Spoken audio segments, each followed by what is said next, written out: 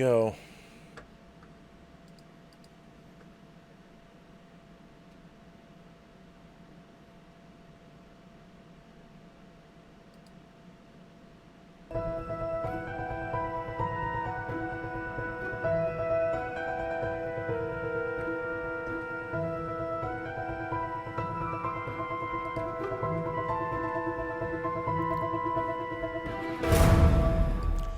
Well, greetings, imagination connoisseurs and members of this, the Post-Geek Singularity community. Once again, I am your Viceroy of Verisimilitude, your Duke of Dope Discourse, your Master of Fun and Wonder, your Sommelier of Cinema, your Archbishop of Banterbury, and as we all know, thanks to Xevious and John Campia, your existential Mr. Rogers, coming at you, you members of this Post-Geek Singularity community, coming at you from the Robservatory, with Robservations episode number 412, ladies and gentlemen, on this Mother's Day 2020.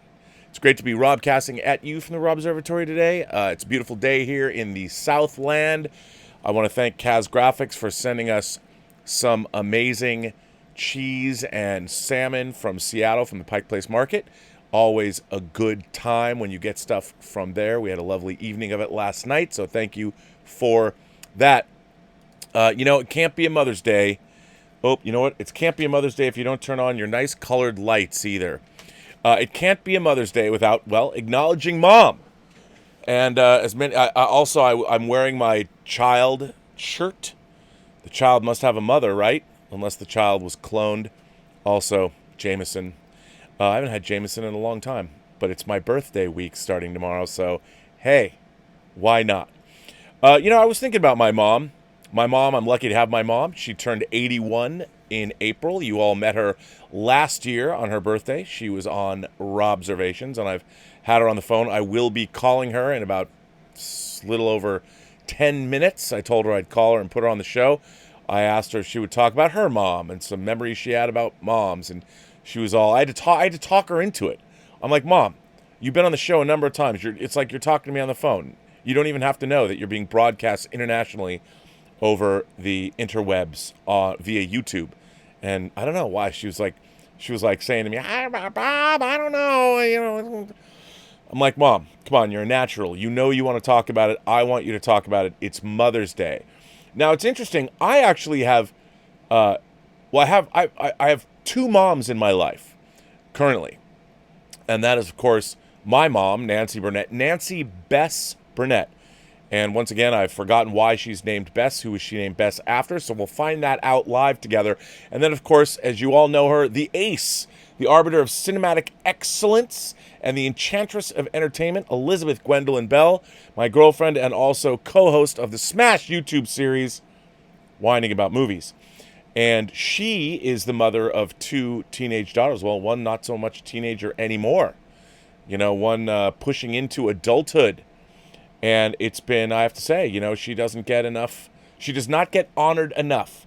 Being the mother of two teenage daughters is, as I have observed, probably the hardest job in the world. I would rather have joined the military and been in the shit for 4 years during my entire deployment than be a mom to two teenage girls. Not that they're not great, but I just don't know if I'm equipped to deal with the problems that a teenage girl has in 2020.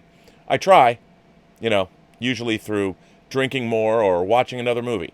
But still, I have to give it up for her. She's a terrific mother, a wonderful mother. She does, she moves, like all mothers do, above and beyond, but she has a particularly difficult time of it, being that she's a single mom. I mean, she has me, but let's face it, how really useful am I in that arena? And by the way, even if I was their dad, would teenage girls really listen to me? Come on, look at me. I don't know. It might be tough. But I'm here for them. I do what I can. And I watch Elizabeth, and she does not get enough credit for being a mom. So this is ice water.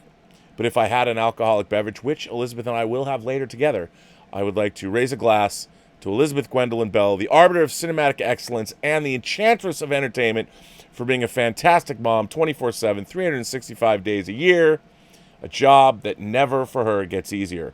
Plus, let's face it, I'm kind of, if you believe my Twitter profile, an aging man-child. So, as you can probably see, I'm maybe not the best adult in the room either. So sometimes Elizabeth, not that I'm a mama's boy, not that I need to be mothered or pampered or anything like that, but look at me. You know what I'm saying? So here's to her. And, ooh, God, I love ice water. The colder, the better. But, my mother, well, I have to actually, before I go on, I would be remiss if I didn't talk about the fact, and I went back and forth with somebody about pro-choice issues and a woman's right to choose. I had a biological mother, Linda Rungo, who, as you know, I've told the story about meeting my biological mother and my biological sister on this very show. And I would be remiss. She had me when she was 17 years old.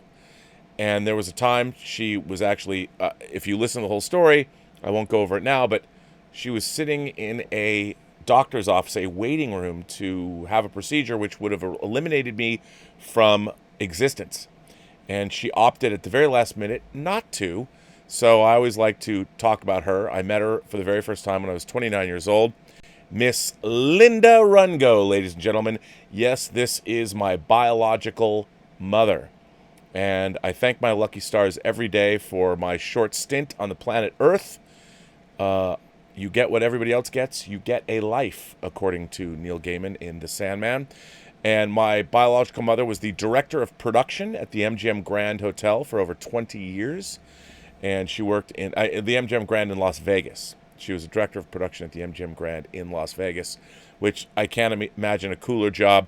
And in case you wondered whether my biological mother was really cool or not, here is a picture of her with her best friend, Michelle Tell, and Fabio. Come on, man.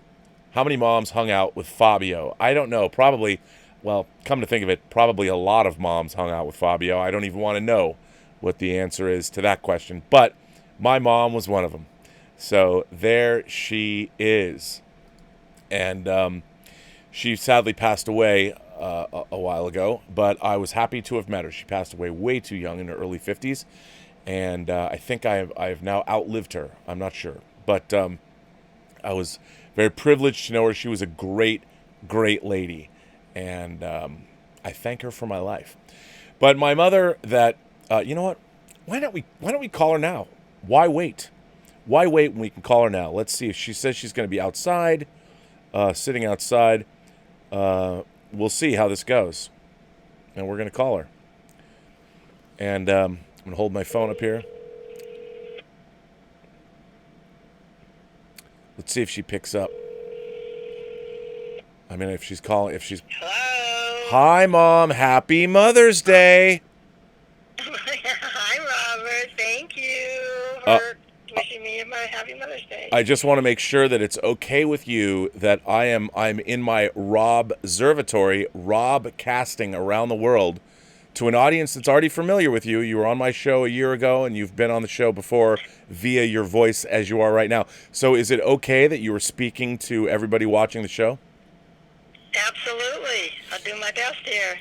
Well, Mom, I was waxing rhapsodic about mothers. I was talking about Elizabeth and, of course, my biological mother who made it possible for you to bring me home. Right. And now I'm going to talk to you, Mom, the woman who molded me, the woman who shaped me, the woman who made me the man I am today. It's not funny, Mom. Come on, this is serious stuff. No, I think it's great. Thank you for all the nice comments. I love that. Thank you. Well, so I was wondering, I guess, to start on this Mother's Day, do you have any memories of your own mother, who I adored, obviously, Flo Schoenfeld, your mom? Do you have anything about your mom? I mean, I know she's been gone since the 70s, so it's been quite a long time. But is there any insights anything you can share about your own mom? Oh, she was a wonderful mom, very caring, and made sure that I participated in all the things that young kids growing up, did. She was just always there for me and my brother, and she was a great mom. It's unfortunate that she left us way too early. Way too early. Now, let me ask you: Exactly. Did you ever get into trouble as a kid? Did you ever take the car when you weren't supposed to, or did you go out with boys at night and smoke cigarettes and stuff? No, we didn't do that. Take the car when I wasn't supposed to? Are you kidding? No way. Well, what about boys? You No. ever sneak out and go out into the park and meet boys you weren't supposed to meet? Well, I think, no, I don't think that was ever an issue. I think we all just, met with people that we enjoyed being with, and the parents were okay with, happy with our relationships, and let us go. No, but we didn't decide to go at 10 o'clock at night or anything like that. That wasn't what was going on as I was growing up. It's unfortunate. I actually believe you. I think that's true. We were just, things were much more different than they are today. And you growing up, we were, mostly at home, and we made friends with people in the neighborhood. My close friends were my neighborhood friends, and school was school, and we just, played baseball out in the street after we came home. And I grew up on the lake, on Lake Washington, which was wonderful, so the summers were fabulous, and my friends would come over, and we'd spend the day swimming and sunbathing and, enjoying the beautiful Lake Washington. Is there any advice that your mother gave you growing up? Did you get motherly advice from her? I don't remember anything, but she just brought me up in a very nice way to be honest and, tell the truth on things and be a good person. Yeah, that's pretty much what it was. But in those days, they didn't have what was going on in these days. Life is more difficult, and young people are so involved in a lot more things than we were, when I was young. And even you, these kids are much different. So no, it was an easy life. Let's put it that way. Had our friends, we played sports, and went to the movies, and that was pretty much it. I mean, television didn't really start until, we were like 11, 12 years old, and so that, we didn't start with television when we were 2 years old and sit and watch it all day long like kids do today. When you were a kid, did you guys have TV nights? Was there a favorite? Because the TV was new and it was such a novelty. Was there nights like you guys would all get together, you and your brother and grandpa and grandma, and watch a certain show? No, I don't think. I think there were just the kid shows and then the adult shows. But there weren't that many shows, and there weren't that many stations. There's nothing like is going on today, or even when you were growing up. Right. It was totally different. Did you ever go to the movies with your mom? Yeah, I guess I went to we went to the movies. I can't really remember, to be honest with you, about, the movies that I probably would like to see wasn't pretty, with the parents might not be interested in seeing, but we did go to the movies, but I think most of our energies were expressed playing in the neighborhood that we grew up in with all our friends. We played baseball out in the street and played hide and go seek, and life was just kind of simple. Mom, you're not providing a great case to how cool of a person you were growing up. You're sounding a little square, Mom. It's a little square. Baseball and hide and seek. Come on, Mom. You got to do better than that. Well, what else are we gonna do? I don't know. I got you on the phone. It's Mother's Day. Can't you give me some dirt? Isn't there some clandestine activities you got up to? No, Man, what a disappointment you are. Terrifying. I'm sorry. So I'm portraying this really kind of clean, swift kid that didn't do anything. Life was so much different than it is today. There's so much going on, and you get involved in so many things today. It was much simpler when I was growing up. Well, you've always been a great golfer your whole life. Did your mom and dad get grandma and grandpa get you into golfing? Exactly. I love sports, and I was always very good at sports. I didn't really get into golf until I came home from college, because golf was not a big thing with young people. Right. Still, with our parents, and I love sports, and I was good at sports, and I didn't really get into golf until I really got married, and then of course I got into golf big time, and my most wonderful thing was taking a group of people to St. Andrews, which is in Scotland, which is where it all started, and that was my dream to come true, was to see where it all began, and I was played, the wonderful courses all over the country, and that's been a big part, and met wonderful, wonderful people. So that's been my big part of my life. Well, Another another passion that you had is travel. So, I mean, since I've known you, since I've been alive, the two things you've liked the most are golfing and travel.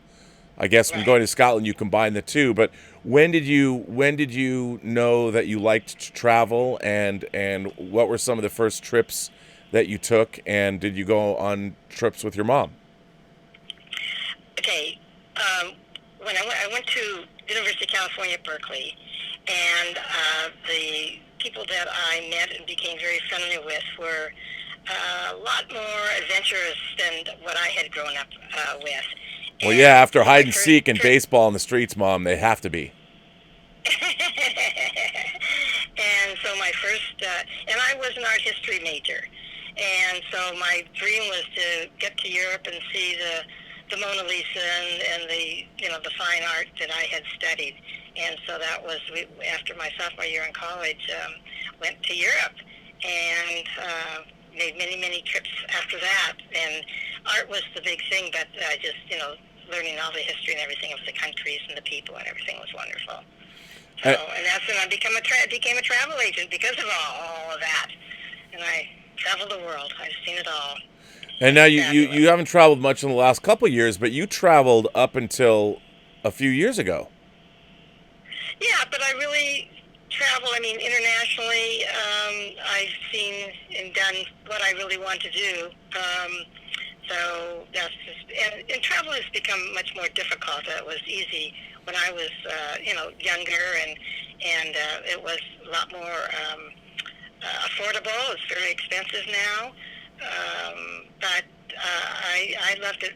I mean, the travel to me was, I think the big thing was because of being an art history major, and I wanted to go and see those the paintings in person, and just see the cities that I had been studying, and that sort of thing. So I loved seeing the world and going, and it took me years and years, and I think I saw pretty much everything I dreamt, that I really wanted to be.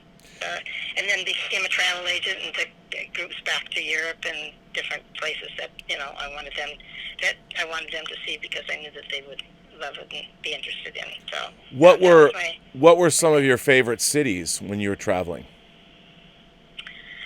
Well, probably my favorite, Italy.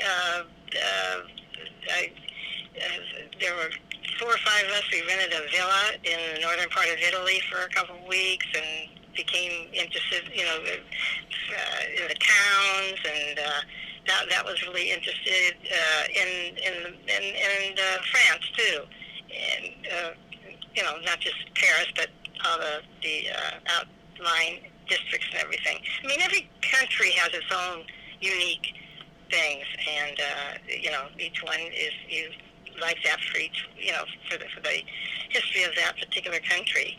And I did a lot of Asia travel too. I became a travel agent, as I think I told you, and so I was able to travel the world and saw a lot of countries that maybe I wouldn't have been able to have seen had I not been an agent. And it was very affordable in those days. Now I know it's very, very expensive to travel. Yeah, I remember back in the early 80s, didn't you go to China? Oh, yes, absolutely. Yeah, that was so exciting. Yeah. And you've been all through Asia. You've been to China, you've been to Vietnam, Cambodia, Thailand. Yes. I really done most of the world. I can't tell you that there's a place that I wish I had seen that I wasn't able to see. I hit them all, the places that I was interested in seeing. Yeah. India, the whole, yeah. So well, if there was one... If you go on one more trip, is there one? Well, you can go on more trips, but what would be a place, if you could go anywhere you want, like right now, where would you go back to? Assuming that the world is not the way it is right now, but we still had free travel. Is there any place you'd love to go back and see? Well, I think Italy was the main country because of the art and everything. Being an art history major, and that's so much of the art came from there. And Florence and Rome and Naples and the southern part of the country and everything. I loved Italy. That was probably my favorite. And southern part of France, I enjoyed that too. That didn't have really the art, but it was beautiful, a beautiful area along the Mediterranean Sea and everything. That was really pretty. And I loved that part. Yeah. Were you So all? I just, No, were you a foodie? I mean, I know now you don't. You kind of eat like a bird now, but were you into? I've never been into food. I have never been into food. I know. Basically, I eat food because it's a necessity, but I never was into food. So, and I'm sure that, I mean, the people that are into food, I mean, eating French food and Italian food. I do love Italian food, I think, more than the French for sure. That's kind of fun too, being in the country and eating their food and really enjoying it rather than going to an Italian restaurant. But a lot of Italian restaurants you go to here in the U.S. are owned by Italian people. Right. There's one here in Bellevue that we go to, and the family owns it, and so you feel kind of like you're in Italy. And it's really good. That Italian restaurant's really, really good. Yeah. So that's kind of fun. Yeah. But anyway, I was very lucky to have been able to travel when I did, because now it's so expensive that people, unless they have a lot of money, aren't able to enjoy what I enjoy on a very, not much money. And being in the travel industry, we went on so many trips that the provider, the companies sent us on trips to see their country so we could come back and sell their products. Right. And it was just nothing. The air was hardly anything, and the land was just very, very minimal. And they don't do that anymore. So I was very lucky to have been able to have taken advantage of all that. And that's really one reason why I saw so much of the world, because it was so inexpensive being a travel agent and taking advantage of the travel industry providing all that for me. So anyway, that's my life. So now I'm here and I take care of Bunky and Bogey. Well, and who are who are Bunky and Bogey? Okay, Bunky and Bogey are kitty cats that I rescued. And they're brother and sister, and they were like about 6 months old when I got them. And I've had them for about 6 or 7 years. And they're my little buddies. Yeah. Why are they named Bunky and Bogey? Oh, well, bunker is a sand trap when you play golf, and bogey is one over par, because golf is my passion. So I call them Bunky and Bogey, but they're really Bunker and Bogey is their real name. And which one is the girl is named which? What? Yeah, Bogey is the male, and Bunky is the female. Yeah, Bunky and Bogey. So. Well, there you go. I don't think that there's any woman in the world who would name their cats after a sand trap and a one over par. Well, maybe somebody who's a real golfer and don't have any special names to call their little buddies, their dogs or cats or whoever, their little critters at home. But yeah, Bunky and Bogey, and they, when I got them, I can't let them outside because they were like older cats, and I was afraid that they would run away. I keep thinking right now, if I let them out, they probably wouldn't run away, but I would never take the chance. So they've really been indoor cats. I mean, they sit by the screen door, and it's a beautiful day here in Washington, or Seattle here, I should say, probably not the whole thing. And my other cats, before I got Bunky and Bogey, I have a pet door, and they would go in and out, no problem. But in fact, I lost a couple that way too. So that was the other thing. They go out and venture around, and never come back. Or we've got some animals that live around that will take care of them, eat the cats and stuff. So. And you also used to have the biggest, nicest, fluffiest cat named Taylor after Taylor Dane, who was a death machine. She could kill more birds than any cat I've ever met. You remember that, huh? Well, didn't you have to tell the neighbor lady that she had to move her bird feeder? Yeah, exactly, yeah. Because basically the bird feeder was a slaughterhouse. Cats do that's their food. Right, but look at that. But Taylor she was such a sweet cat, but she loved to bring birds where? Where did she bring birds, Mom? Yeah, well, she brought him because I hit the pet door. But where did she bring So him in the house? yeah, she brought him in the house. But she brought them into your bedroom. Is that what she did? Okay, you remember that, huh? Well, and then so what I would do is I would have to be down here. If I let the cats out, I would be here and make sure that they didn't come in with any, strange little animals. Yeah, because they would tear them apart and make a big mess. Yeah, exactly. Well, no, but I didn't want to see, I don't like the thought of any, I love my cats, but just the fact that they kill birds is not anything that I would really like to get into, because I don't like to see any animals killing any other animals. But I know that's life, and that's their food when they're wild. That's what they eat to keep alive. So I understand all that. That's the circle of life, Mom. Come on. I know it. But anyway, these guys eat. Oh, they have just the best food. Yeah. Why don't you tell people what you feed your cats? What I feed my cats. Okay. Well, they get their scrambled eggs, Mom. They get their cat food. You make scrambled eggs for the cats. They get them. They have a dry cat food that's out all the day, and I give them moist. But like if I have chicken or something, they get some of my chicken. They love the chicken too. Or if I have beef, they get some beef. So they love meat. That's their big thing. But you also, I mean, I guess it was Taylor and Whitney that got scrambled eggs.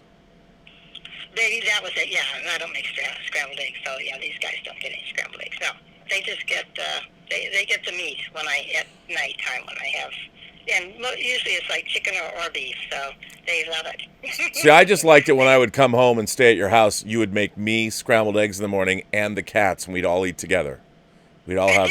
I'd have eggs with the two cats. It was great. Yeah,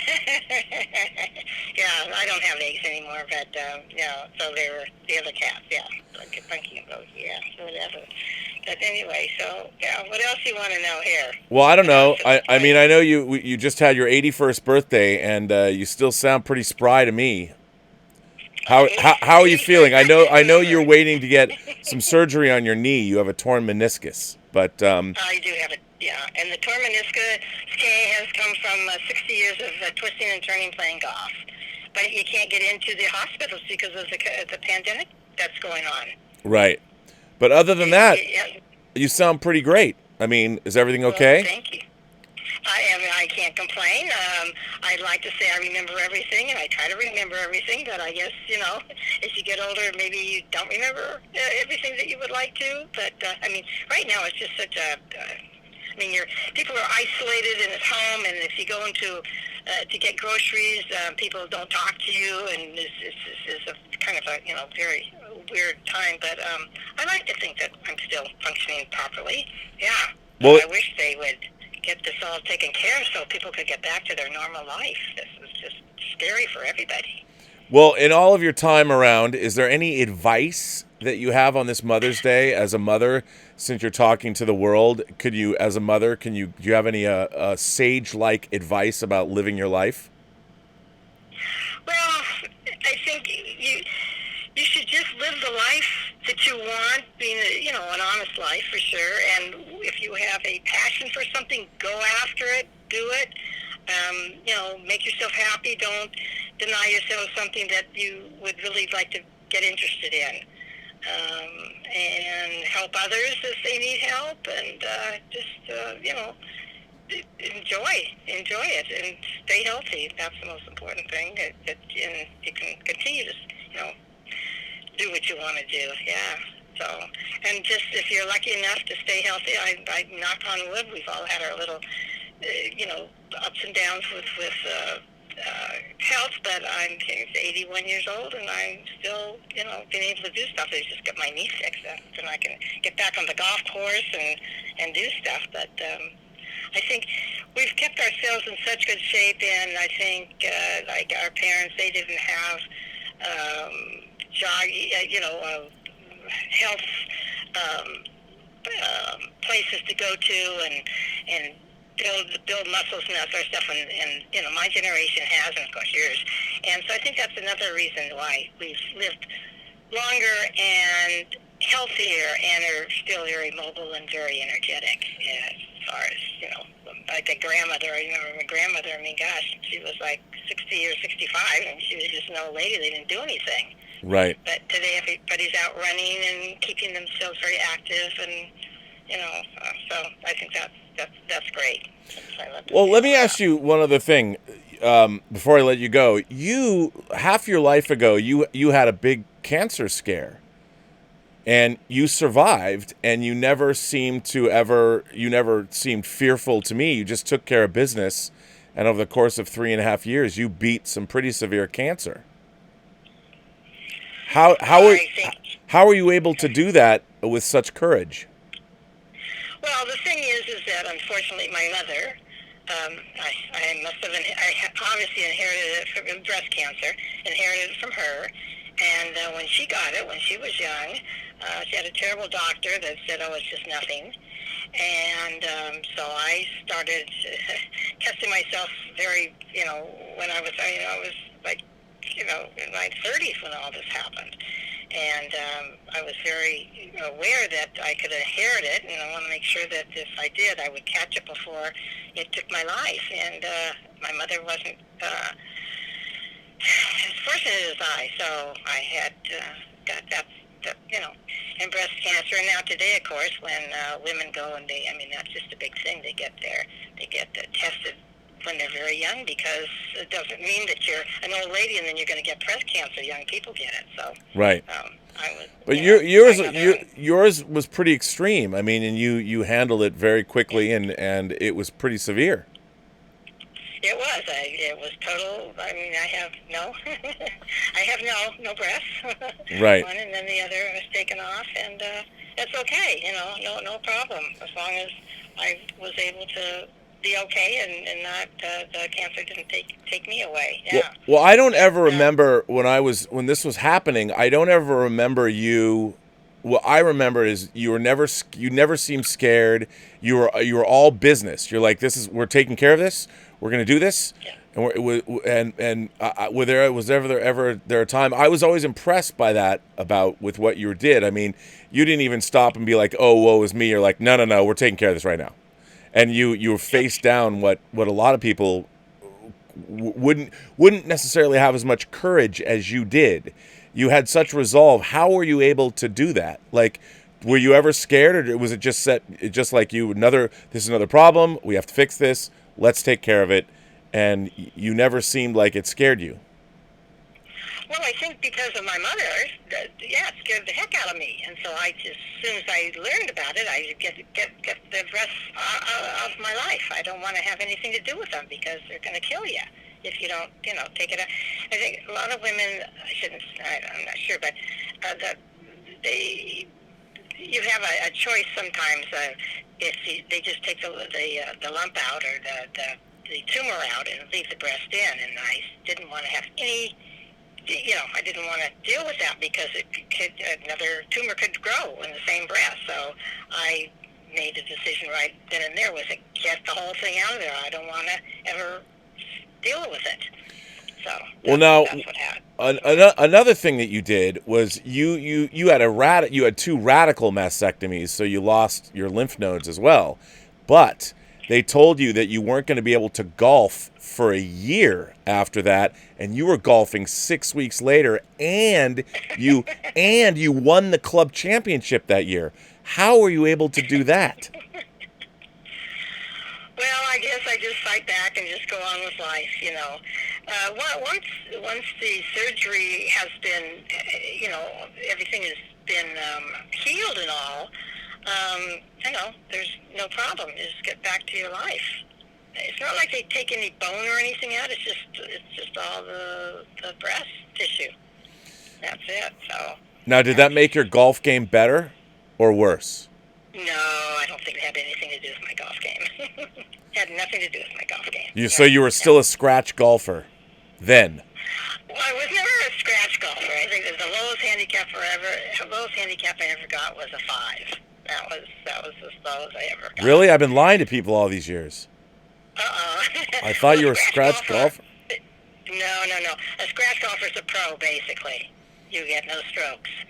So, no, it was never that. But that was just my passion. I love sports. I always played sports, as a kid growing up, and, my different sports I played. But golf is such a challenge because every single shot is a challenge, and that's why people play until they can't walk or play golf anymore. It's not like as a kid growing up. I mean, when you're in school, you play your baseball and the basketball and football and all those kind of things, and which is great.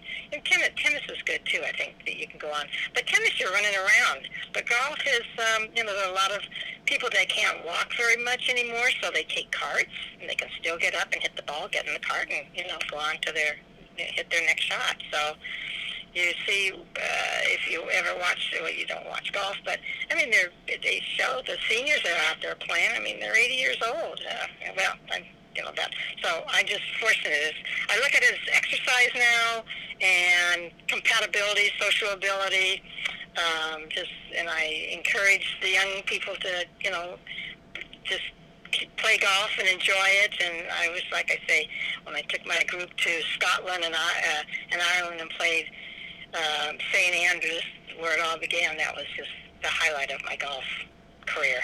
That's just how it is. So I've got to I have the hip, so I've got to get the hip fixed so I can get back out on the golf course and have fun with the ladies again. I know, because at 81, Mom, you got to get out on the course and have fun with the ladies. I hope I'm saying the exact same thing when I'm your age, let me tell you. I don't mean my hip, I meant my knee. Your knee. My knee. I already have my hip done. My knee. Yeah, your knee, your meniscus. Well, you'll get it fixed. Yeah, my meniscus. Well, listen, Mom. But they're not doing anything, so I have to just wait until they take people in and start, I know, and you got golf season coming up. I mean, it's, spring is here. It's beautiful. It's like 85 degrees here. Except the golf courses that's interesting because of the virus that's going on. They only let, I think, twosomes go out, and you have to keep a certain distance from one another. So it's, it's a little different than it has been just because of what's going on with the virus. Right. It has to keep their distance. Yeah, exactly. So anyway, but you're my Star Wars and Star Trekky kid. That's me. Star Wars and Star Trekky. I'm a Star Trekky kid. Well, you made me that way. You encouraged that, Mom. Well, you loved it. That was your passion. Those were just, those were your two most wonderful movies and all your stuff that you got into. And I loved it that, that was what you wanted to do, and I was there to support it all. Absolutely.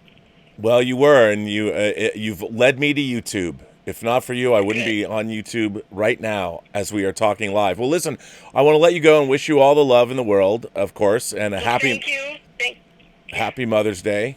And thank you, and you just keep doing your thing and keep me posted on everything. And I'm here for you, and I love you, and I just think it's wonderful that you're doing what you've wanted to do all your life. The passion that you have is you're making it all happen. I think it's great.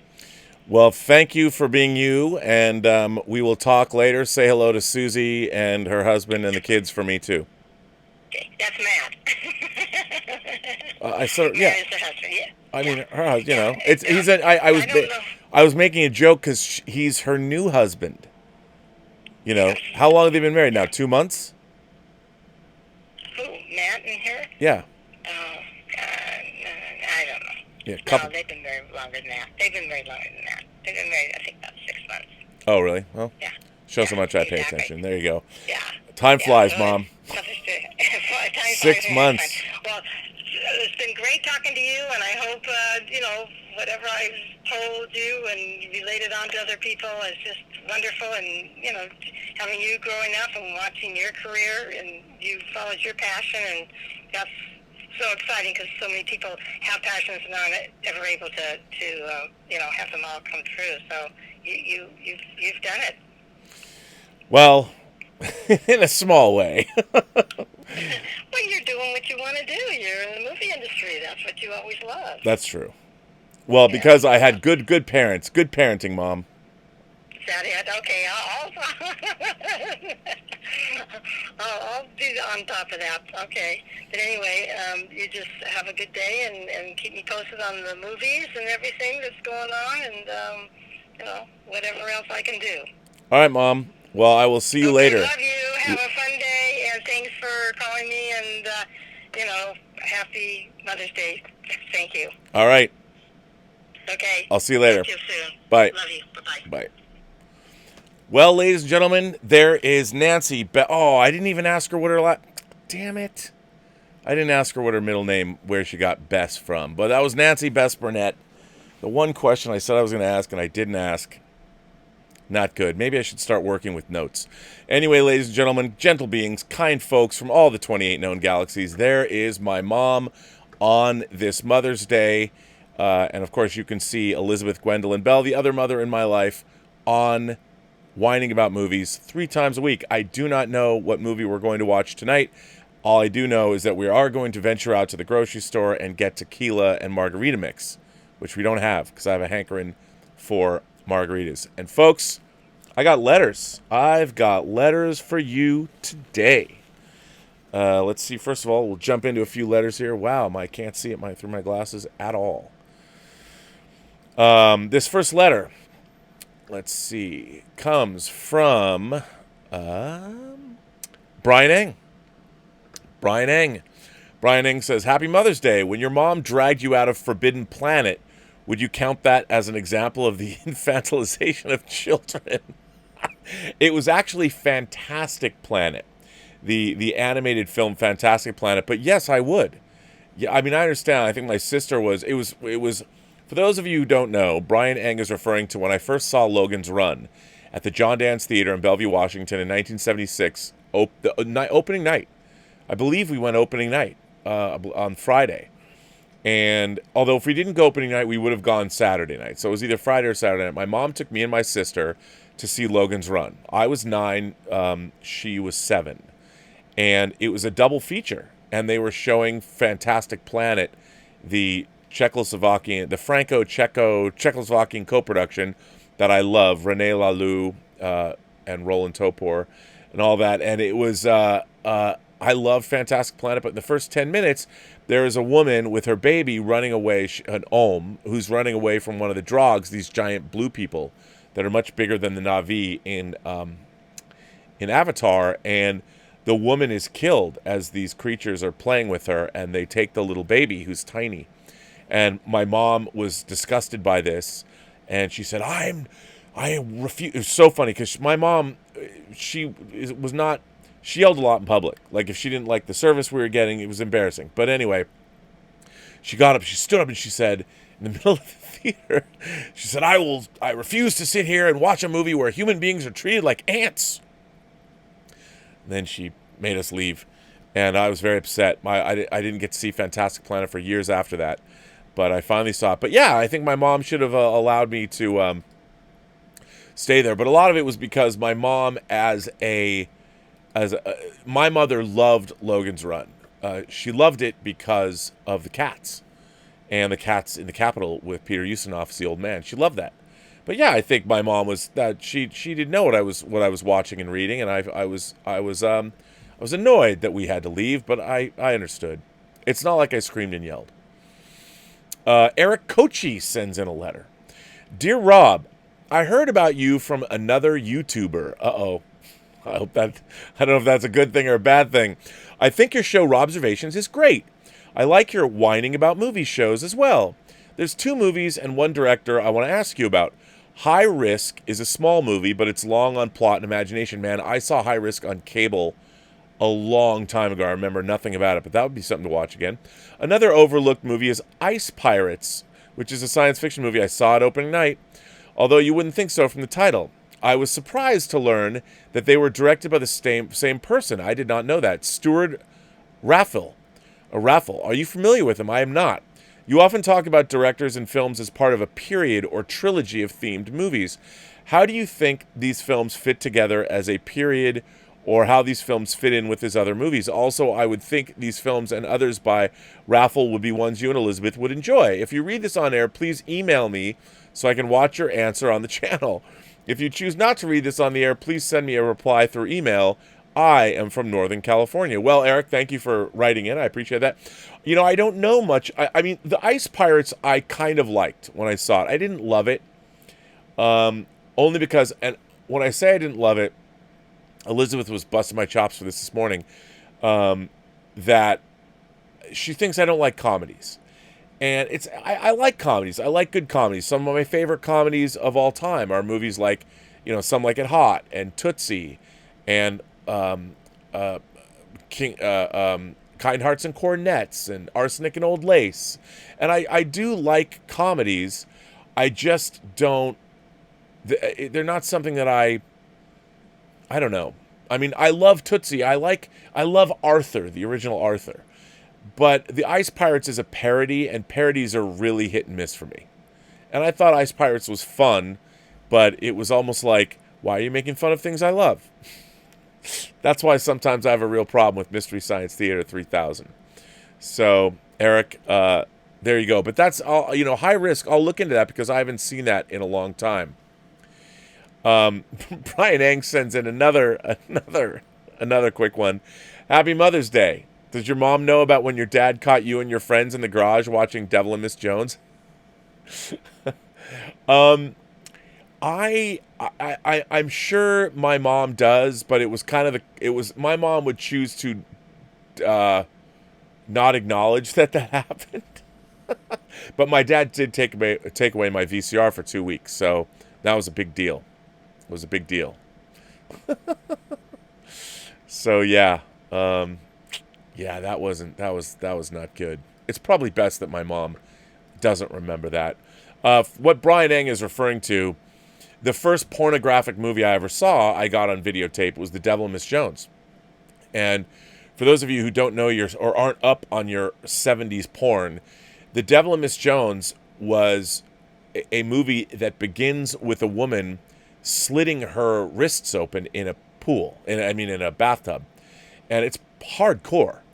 And not hardcore in what becomes hardcore later, and then she goes to this, like, I guess it's purgatory, or it's an administrative place. It's a big desk, and she basically is going to be sent to hell, and she's upset about this, and she says, "Well, can't you send me back and lead my life? I'll lead my life if I can go back for a month in total carnal bliss. I'll be a sinner, and then I'll feel I at least deserve to go to hell." And then she does, and there's all this hardcore sex, and I'd never seen it before. It was shocking to me. It was crazy because I'd taken sex ed, but I'd never seen, I'd seen Playboy centerfolds, but I'd never seen sex before. Now you can see it online, but I'd never seen it, and it was quite shocking. It was beyond anything. I mean, I was a horny kid, and I liked boobs when I was a boy, but I didn't have any idea. Even though I understood it, we took sex ed in the 5th and 6th grade, and I got it all, but to actually see it was something else entirely, and it was fairly shocking. And as we were watching this, and I had 2 friends with me, and we're sitting there, and we were all kind of crawled up into balls, like we're like, oh, it was not what we'd hoped it would be. I mean, things have changed since then, but my dad walked in on us because where the TV room was, it was right next to the garage, and we had an electric garage door, which you could hear open, but it was the summer, and we didn't, or maybe he did open the garage, but the garage door was open somehow, and my dad was walking in from the garage, and at that moment, I was on the couch, and I literally flew. In one motion, I propelled myself somehow into the air and slammed my hand on to the TV.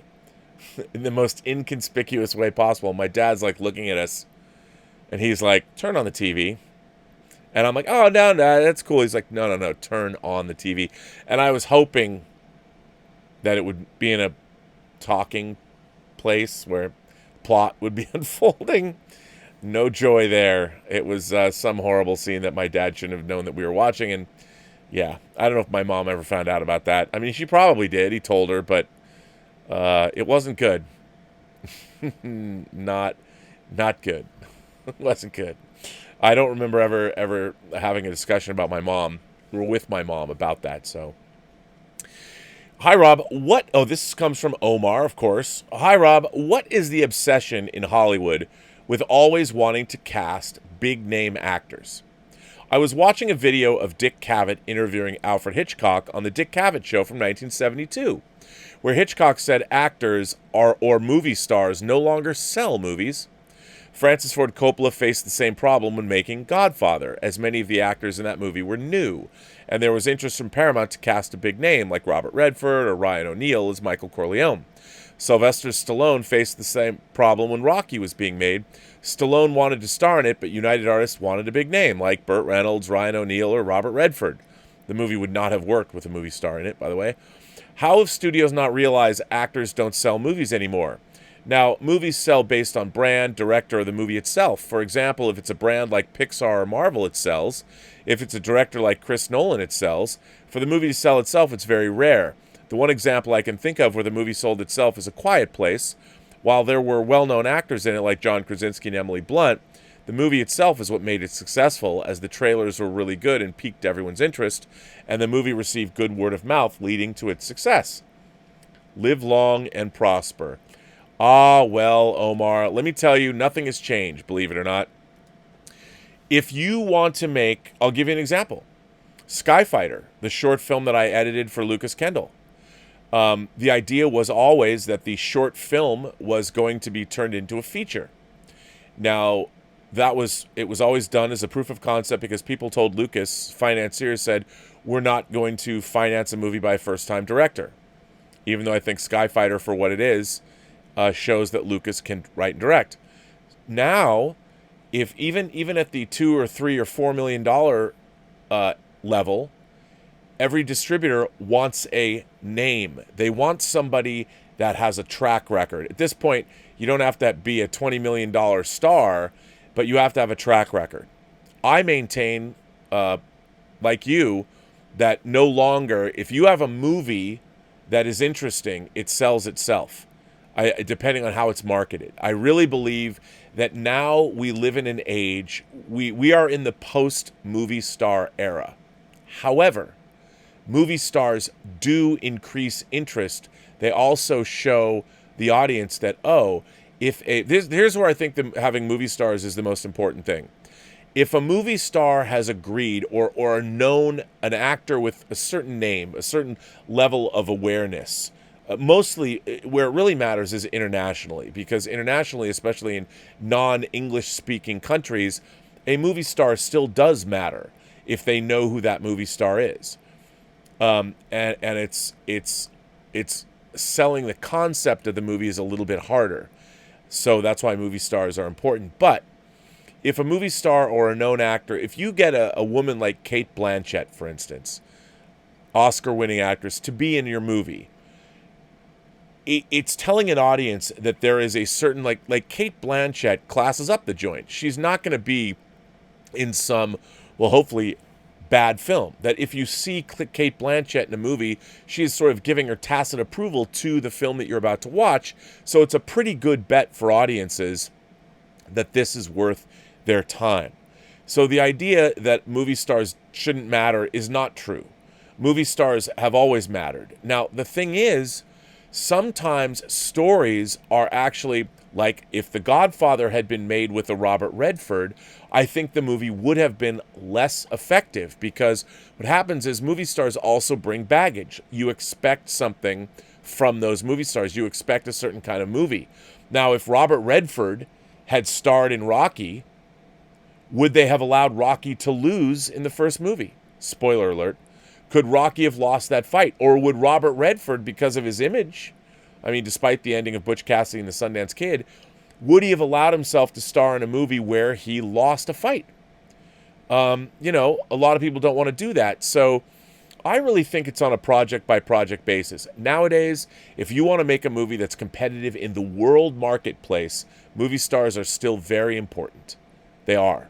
And they're important for financiers, because that gives financiers a level of security, that they know that they have a much better chance of getting a return on their investment than in films that don't.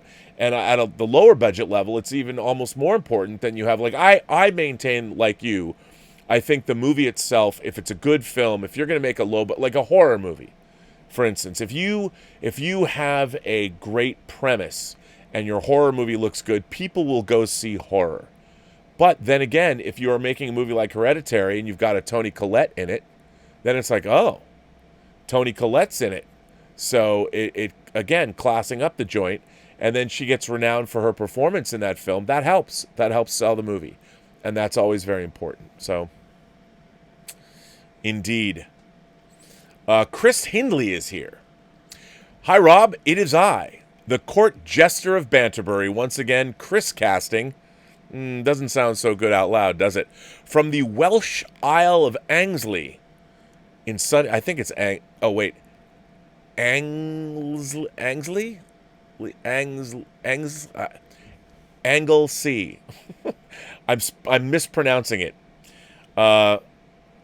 Anglesey? I think it's Anglesey. Is it Anglesey? The Welsh Isle of Anglesey in sunny UK with my third letter to you.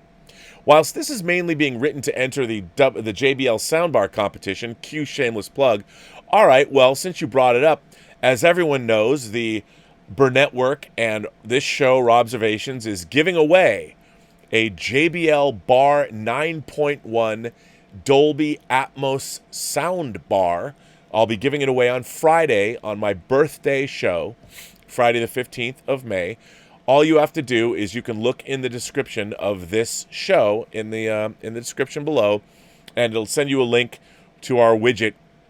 And then from the widget, you can go anywhere on the Burnettwork, and whether it's on the YouTube page, Whining About Movies, write Richard a hello, the Richard a hello, or you can go to the Post-Geek Singularity Facebook page, or go to our website, or write a letter, or whatever, and you immediately get entered. You can enter as many times as you want. This is an almost $1,000 piece of gear. It's not available to the consumer marketplace until May 31st, so I want to thank Connie, and I want to thank everybody at Harman International's Experiential Engagement Division for the opportunity to do this. I think that was very cool, and I'm glad that they allowed me to do that. So now back to, let me go back to Chris's letter. I'm not really sure what to write about now. It's a bit like you on your recent open mic show saying that you didn't have much to talk about, which made me chuckle, thinking, when have you ever had nothing to talk about? I'm sure you still have many stories to tell that we have yet to hear, and you could probably write books about your experiences, which I think would sell well. I was very puzzled that you didn't get the whole May the 4th hashtag thing for Star Wars Day. I was thinking, really? Just think about it, Rob. Maybe it was because you didn't see the proper full hashtag, which is May the 4th be with you. Do you see it now? May the 4th be with you always. It's obviously a play on the famous line from Obi-Wan and an in-joke that most fans, apart from you it seems, get straight away. Even George Lucas got it, was amused by it, and gave his blessing for it to be used as Star Wars Day. This was long before Disney bought Lucasfilm, so it's more of a fan thing than a Disney thing, and they've just appropriated it and kind of ruined it, I think. Anyway, I recently watched a movie on DVD that I first thought of when this pandemic started, the low-budget horror movie 28 Days Later, directed by Danny Boyle. The opening scenes of empty London streets in the film look eerily similar to what I saw in the news of well-known streets devoid of people. We can't even strictly call it a zombie movie, as the Z word is never uttered in the film. The virus in the film is a genetically engineered serum that was originally meant to subdue feelings of rage in people, but unfortunately ends up having the opposite effect and is called the rage virus, due to its effects. It ends up being accidentally unleashed from containment by anti-animal testing protesters who break into the wrong lab, and it wipes out most of the population. This was the movie that not only reignited interest in the flagging zombie genre with some novel ideas and philosophical questions about our humanity, but it also helped launch the careers of its main stars, Cillian Murphy and Naomi Harris, who were relatively unknown at the time. It also featured a pre-Doctor Who Christopher Eccleston, who makes for a chilling, warped bad guy, and veteran Irish actor Brendan Gleeson. Not bad for a movie released in 2002 from the man who directed the surprise hit Trainspotting in '96, and is written by Alex Garland, who, as you know, went on to have a strong career as a screenwriter and a director in his own right. Whilst the movie wasn't a massive hit, it did make a profit for Fox Searchlight and resulted in a sequel being made, with Danny Boyle as producer this time. I think Danny Boyle is one of the best directors our country has produced in recent times, apart from Edgar Wright, of course, and it makes me proud to be British. I was prompted to watch this recently because of a YouTube video called 10 Things You May Not Know About 28 Days Later by Minty Comedic Arts. It's worth a watch and reminded me of how good the movie was. It also reminded me of his other movie Sunshine, which was a highly ambitious science fiction film, a fairly modest studio movie, which many critics were a bit too harsh about at the time. They said the last half was boring and the ending was disappointing, and it didn't make its money back at the box office. It's a shame because I quite liked it. I did too. The effects were amazing, and it was at least scientifically accurate thanks to Professor Brian Cox of Manchester University, well known on British TV by being a science advisor. It's also good to see Boyle bouncing back from that to make 127 Hours and the Oscar-winning Slumdog Millionaire, amongst others. Well, I think that's about all I can really say right now, so until next time, so keep calm and carry on. Chris, my brother, let me just tell you, it's not that I don't understand May the 4th be with you, or it's that I reject it as being Star Wars Day. To me, Star Wars Day was, and always will be May 25th. Why? Because Star Wars meant a lot to me. And, just because somebody can make a bad pun about May the 4th be with you, and I understand what they're doing, but it doesn't make it clever. It's not that interesting to me. May 25th is when Star Wars opened in 1977 and changed the world. Just because you can make a pun in the month of May should not diminish when Star Wars came out. We celebrated VE Day 2 years ago. They didn't make, some pun about it and decide to celebrate it when it didn't happen. It was the 75th anniversary of when VE Day actually was. So, I object. Look, do I really care? Honestly, no. Do I like the fact that May the 4th be with you is kind of fun, and why shouldn't you celebrate it? It's charming, but as an iconoclastic fan and one of these get your filthy paws off of my lawn fanboys, I get to object to May the 4th be with you, because I get to hold my nose in the air and be like, I was there and I saw Star Wars the opening weekend. So, but I have more fun with it than anything else. So that's why. But yeah, I'm a huge Danny Boyle fan, and I want to thank you for writing in from Wales. How cool is that? I think that's very, very, very cool. I got a lot more letters, but let's see what people have going on here in the chat. Where was I? Oh, you know what? I had a super chat that I missed from Jeffrey Mao. Given how much Disney has lost and probably will continue to lose, along with its stock and bond ratings in the toilet, it will be interesting to see if they can stick with that $1 billion budget for Avatar. Yeah, Jim, about those water scenes. Well, Jeff, that money's probably already been allocated and they're already spending it and they already borrowed against it. So, and remember, they're amortizing the costs across quite a bit of time, so they don't have to spend that $1 billion right away. So the movies are in process. I don't know if they did all of their principal photography for Avatars 2 through 5 at once. I would imagine probably not, because it's an ongoing process, but we shall see. But I don't know. I mean, that's a really good question. I don't have any insight into that. Only I know that they're going to be making Avatar movies for the next 7 years, so they probably didn't have to spend a lot of that money. And, everything that James Cameron's ever directed, everyone wants to bet against him. I would not bet against James Cameron with these Avatar movies. I am a unashamed Avatar lover.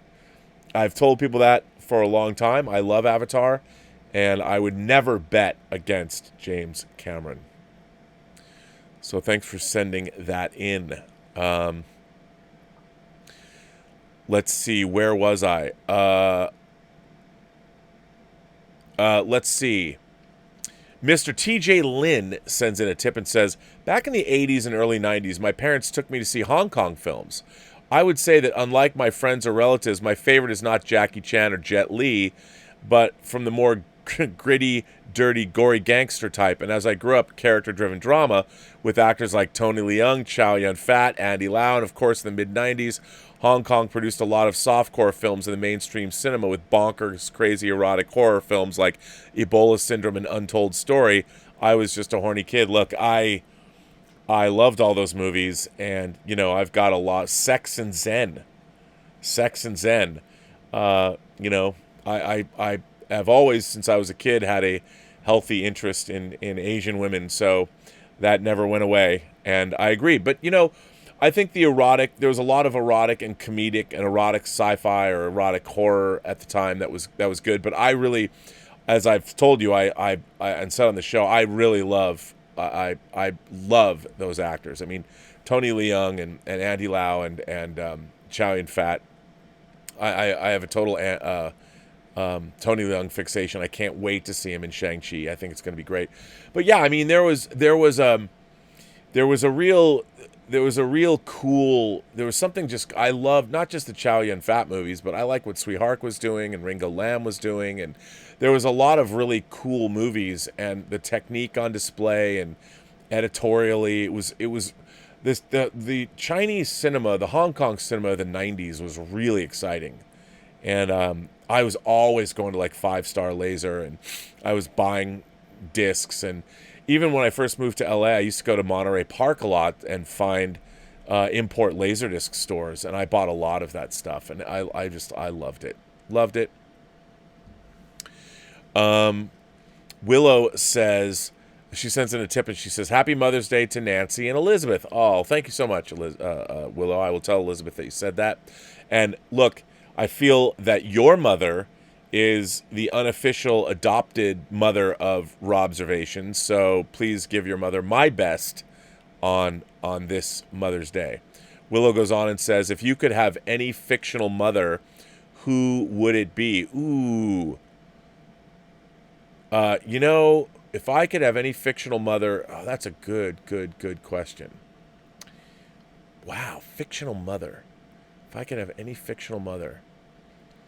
Maybe Lady Jessica in Dune. Wouldn't mind having Lady Jessica, member of the Bene Gesserit Sisterhood, as my mom. I think it'd be pretty dope. I like the relationship she has with Paul. I think that would be a good one.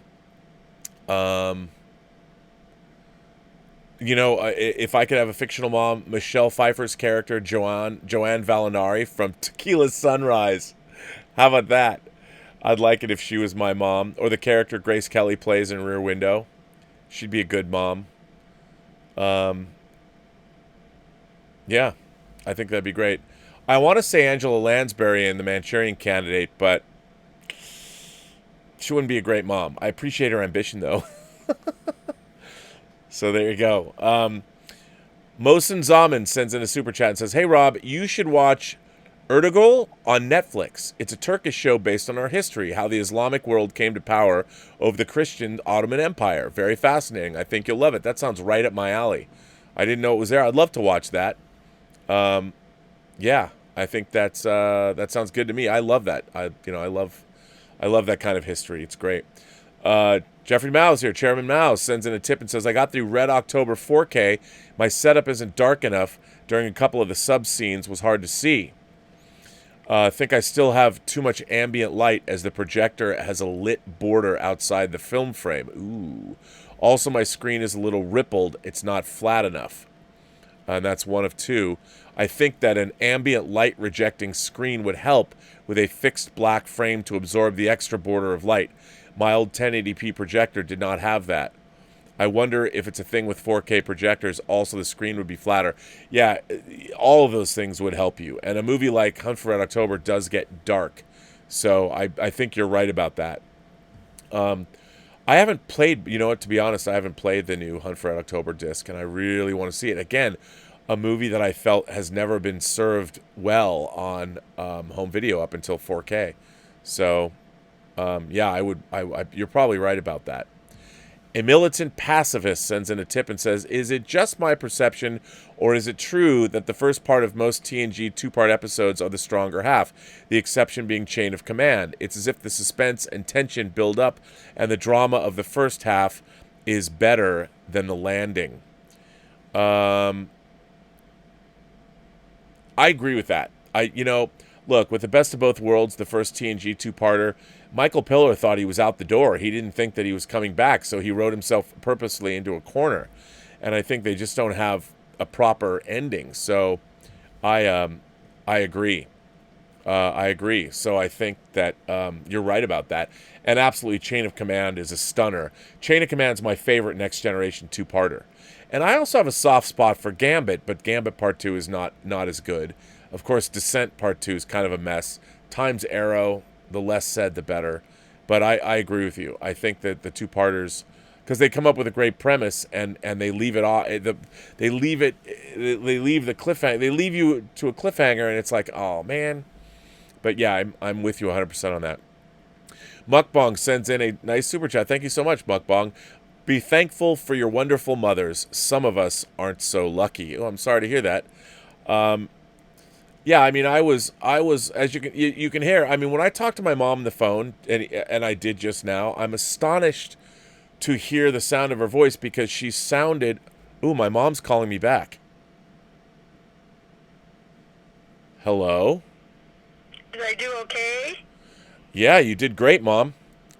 I thought you were fantastic. I thought I should read that Mukbang sent in what's called a super chat, and he sent in a super chat that says, "Be thankful for your wonderful mothers. Some of us aren't so lucky."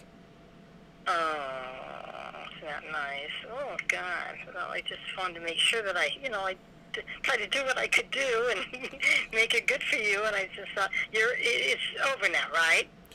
No, it's not over, Mom. I'm still on the show. Oh, you're still on? Okay, well, go. Okay, well, call me when you're done with the show. Okay, I'll call you. I think you were a big hit. Okay, talk to you later. Okay. I just wanted to do what you wanted me to, I just wanted to make it good for you. That was my... Mom, you're fantastic. Now you're like every other actress in Hollywood. Was it good? I will sing your praises. You were fantastic.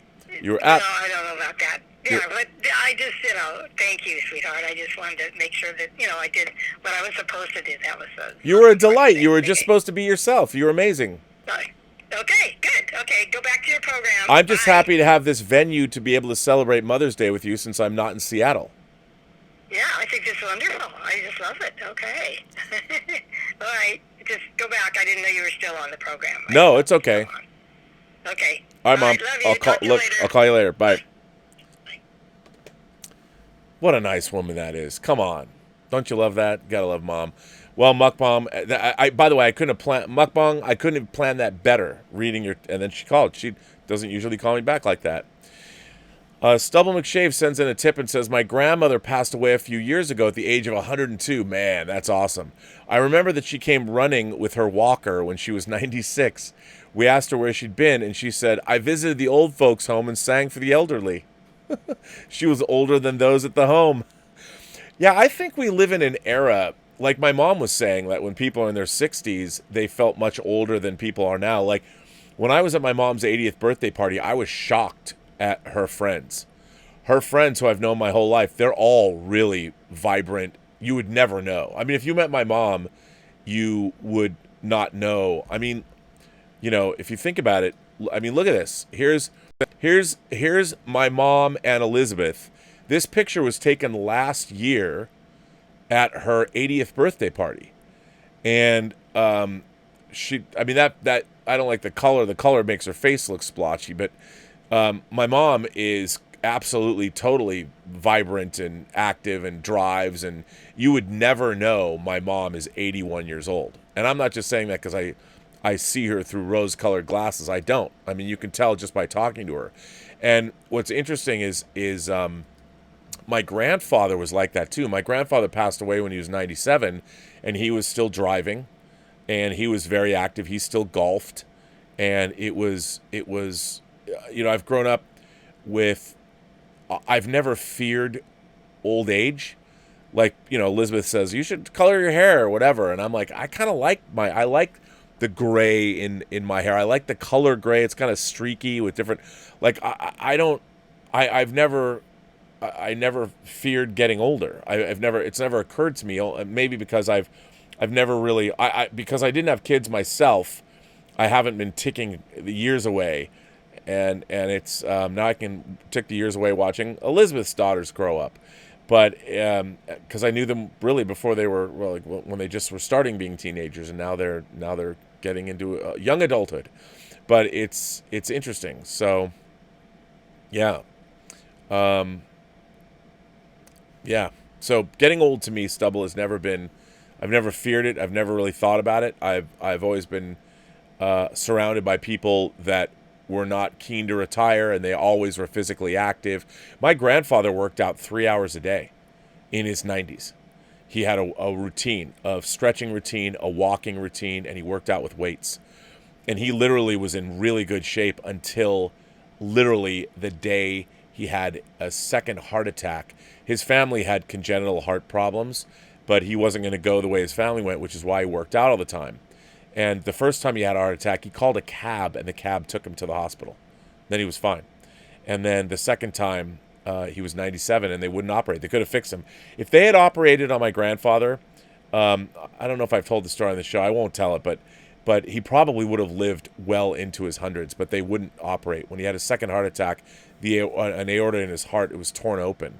And they could have fixed it, but they wouldn't put him under general anesthesia at 97. BWL 1979 sends in a tip and says, top 10 comedy movies. Planes, Trains, and Automobiles. Oh, pardon me, I should have started out. 10, The Heat. 9, Naked Gun. 8, Trading Places. 7, American Pie 1 and 2. 6, The Grand Seduction. 5, About a Boy. I love About a Boy. See, those are the kind of comedies I love. 4, Dumb and Dumber. 3, Something About Mary. 2, Coming to America. I love Coming to America. And 1, Planes, Trains, and Automobiles. Those are the kind of comedies I really, really like. The Richard sends in a super chat. Thanks, the Richard. What are a few of the more offbeat, dark comedies that you like? I'm a fan of The Vagrant with Bill Paxton, and we'll show it soon in the Post-Geek Singularity. Talk about dark comedies. Have you ever seen The Dark Backward? Speaking of Bill Paxton, yeesh. I mean, I do like dark comedies. Look, I mean, Dirty Rotten Scoundrels, is that a dark comedy?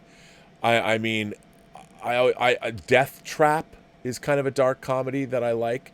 Of course, Dr. Strangelove is my favorite dark comedy of all time. So, yeah.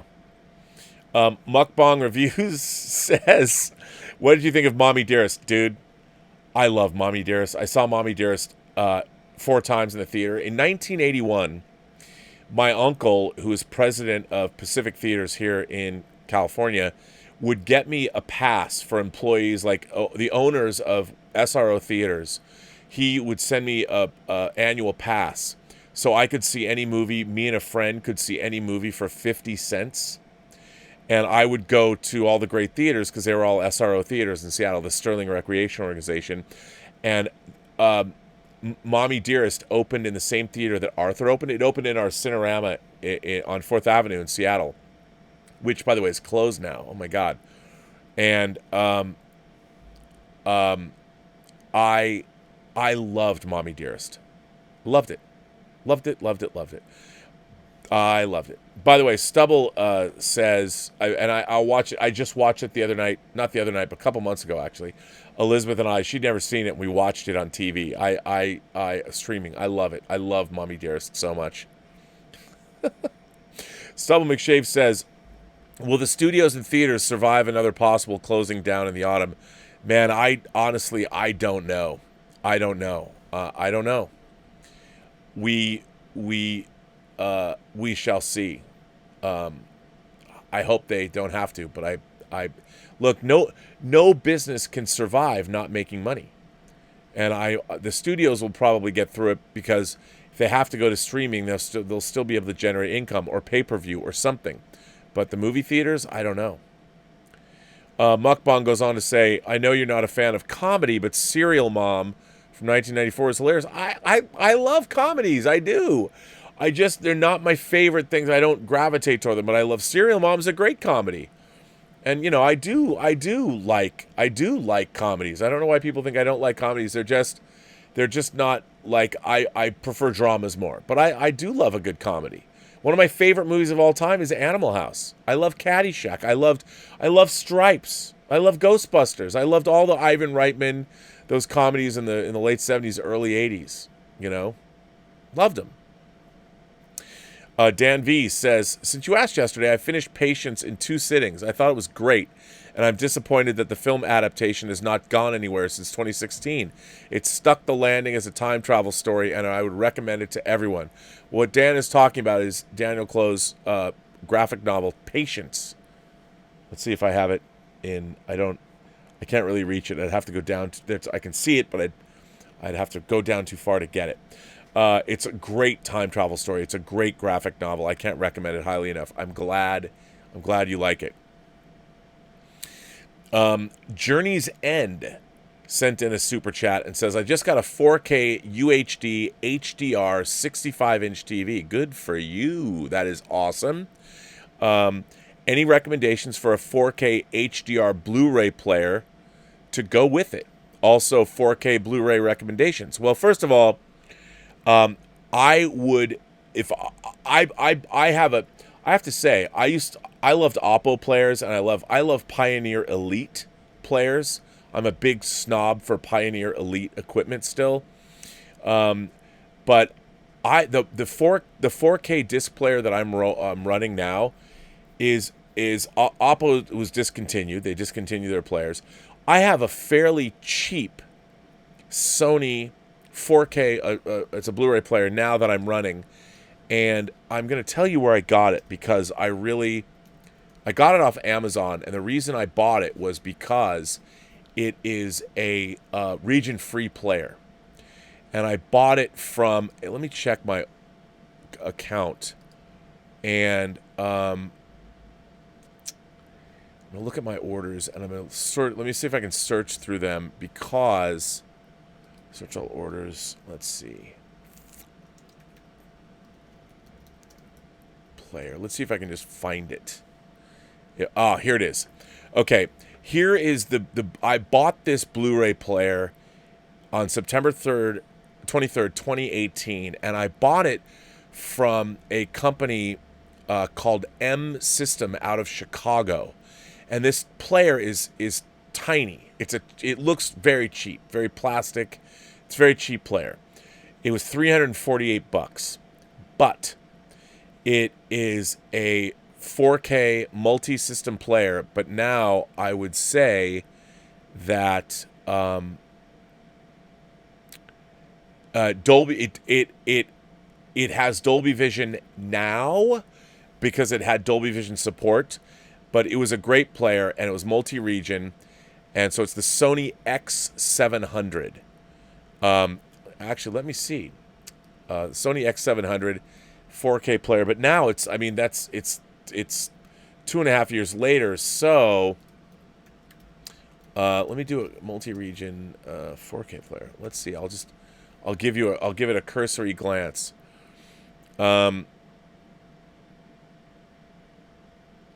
All right, here's one. The Sony region-free UBP X800M2. This is just on Amazon. I'm looking.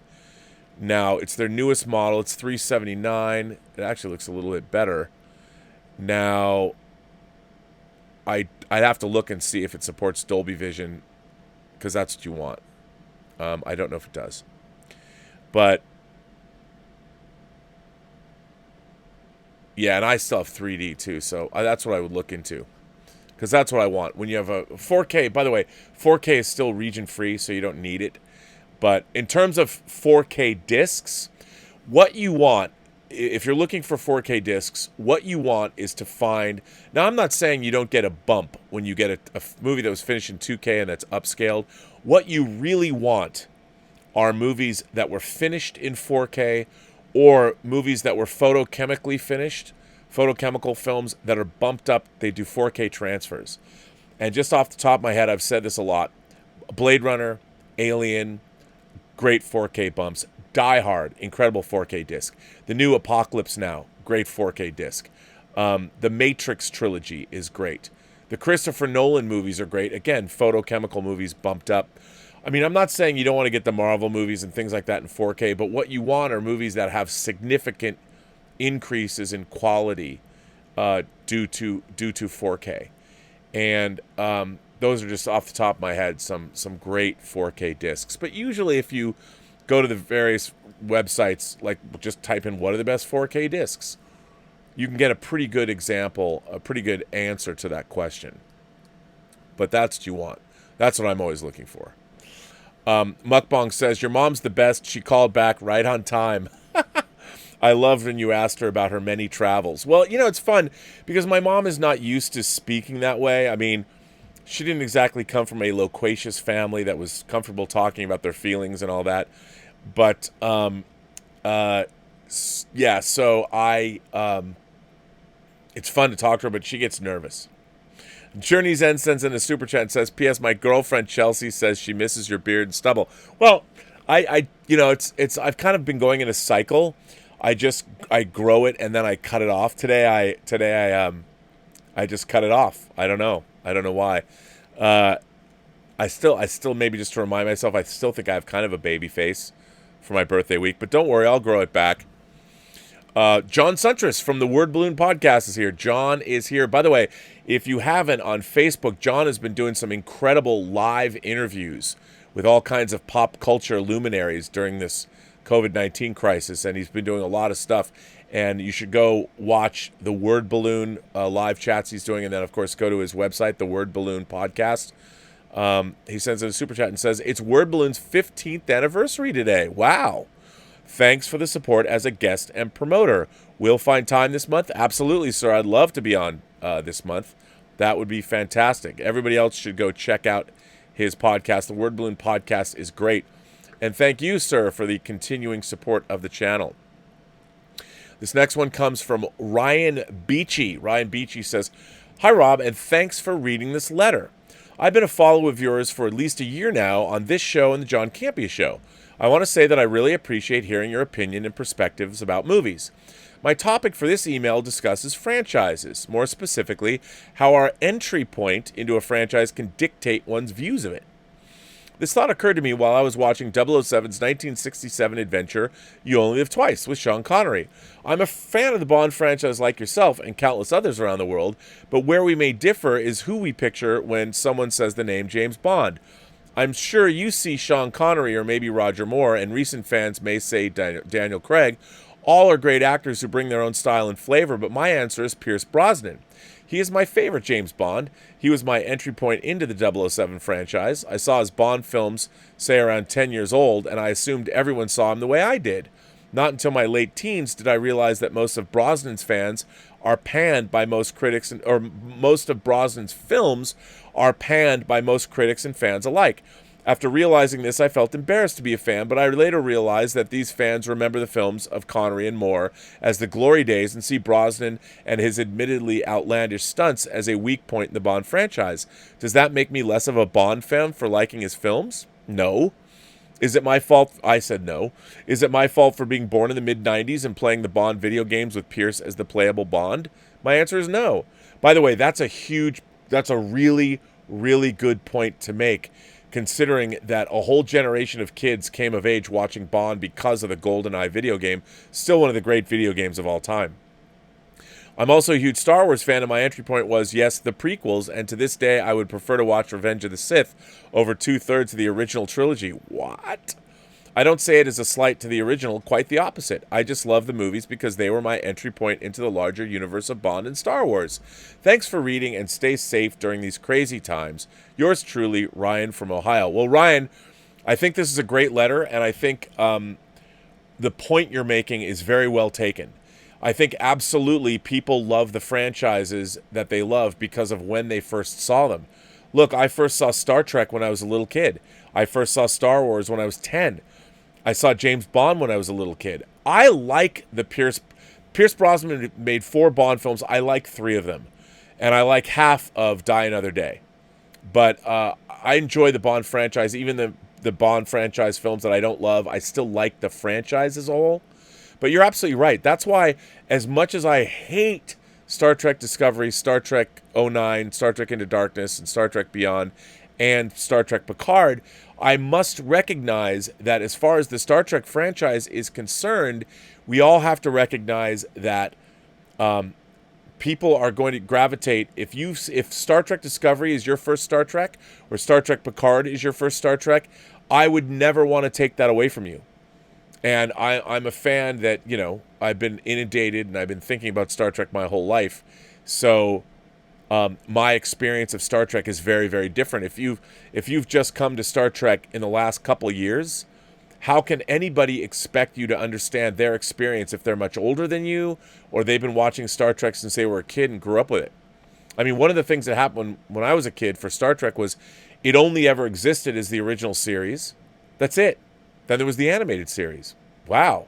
Then there were movies, which was unbelievable. And then 20 years after Star Trek, 21 years after Star Trek debuted, there was the next generation. We were off to the races. So Star Trek has grown and evolved my whole life.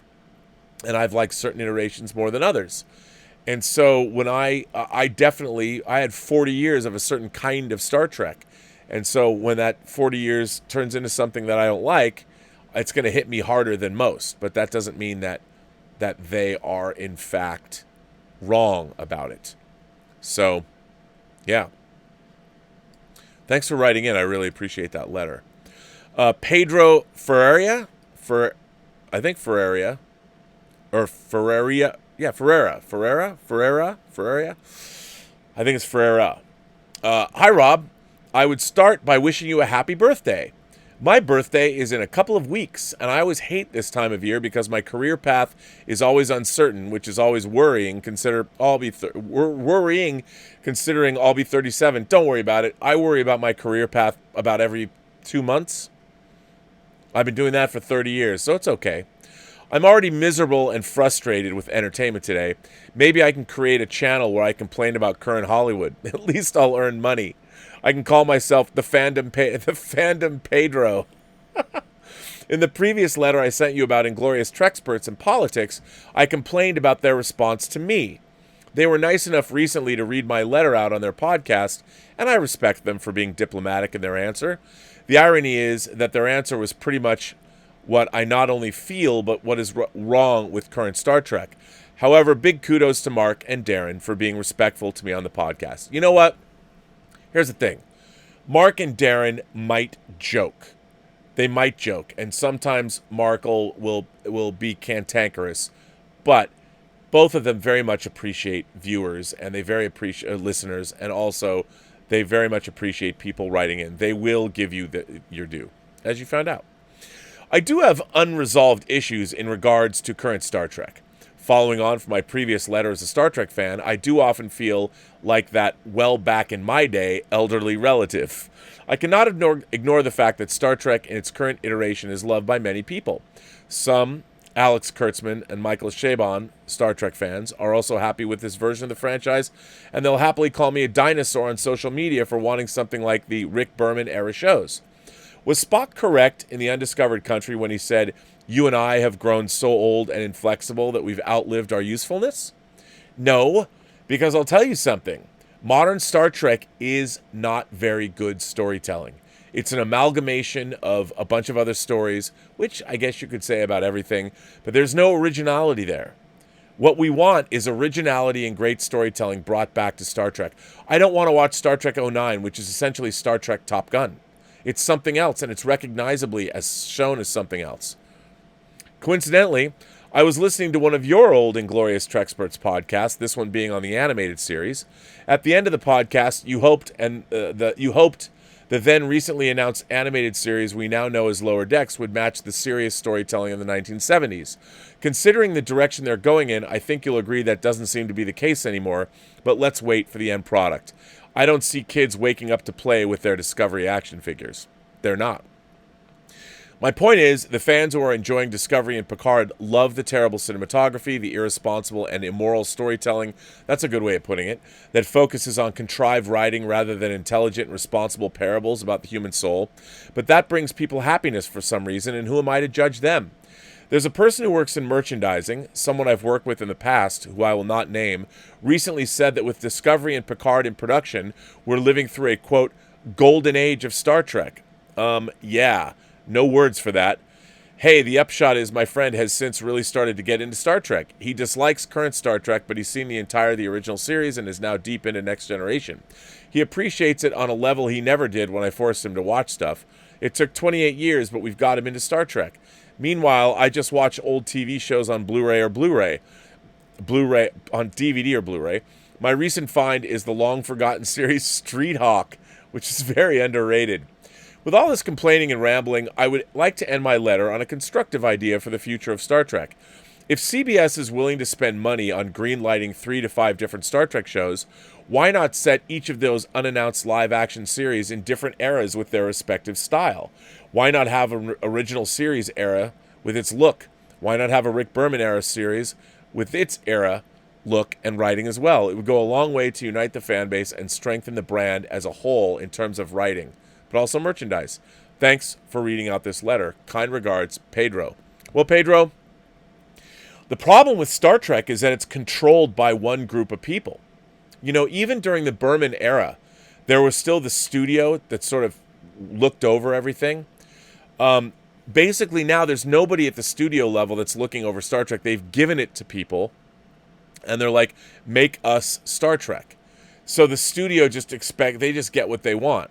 What I think that Paramount and CBS should do is they should throw open Star Trek to filmmakers that approach them that want to make Star Trek. Like, I think anybody, if I was a known filmmaker, like right now, if I could make another movie or two and be financially successful, I would love to go make a Star Trek movie and go to Paramount and go, just let me make my own Star Trek film. And I would make it in the original series era. I would probably adapt a Star Trek novel and just go do it and say, can I go do this? Because what Star Trek could really use is competition.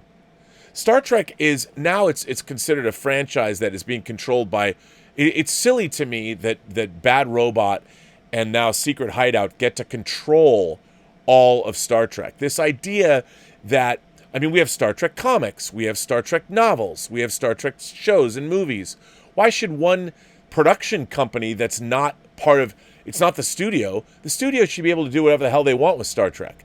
And I think the best thing that the studio could do is throw it open to all kinds of creative people and make it a competition.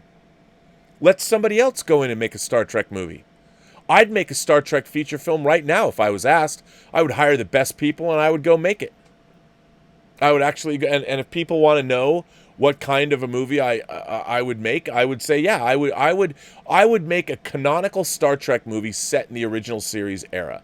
I know a lot of people are going to say, well, that was what you were doing with Axanar. Yeah, that's what we were trying to do with Axanar. I was in the process of doing that very thing. And if you go to my website, and you can see things that I was working on to that end. We were doing it and shooting it in parking lots and all that. So I'd love to do something like that. I think that's what they should do. Why are they afraid of that? I don't know. Maybe they'll do something exactly, maybe similar. Call Sherry Redstone. I'll pitch her on that. But I agree with you. Thanks for writing in. This comes from Dan Moore. Dear Rob, around the time of the premiere of Star Trek Picard, I had the good luck to find Robservations. Wow, okay. I've been listening to other YouTube channels with Star Trek fans, but they seemed a little over the top in their views. What I love about your channel is the thought-provoking critiques you bring to not only Star Trek, of which I definitely parked my shuttle next to yours in the bay, but other genres of film and television. It's nice to listen to reviews and responses done in a civilized way. I think many, like me, tire of the endless My Way or the Highway channels. It's nice to see you present many opinions, thoughts, and letters in the chat. I can't wait to hear what's next. Well, thanks, Dan. Ooh, you're from Greenville, South Carolina. Dan Moore from Greenville, South Carolina. Well, Dan, I was lucky enough to spend South Carolina.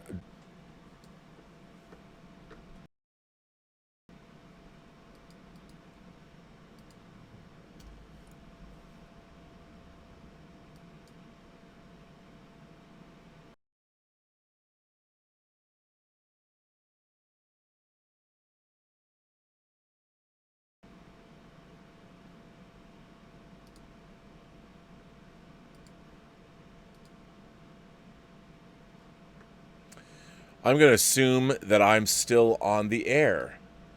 That was interesting. I think I'm still on.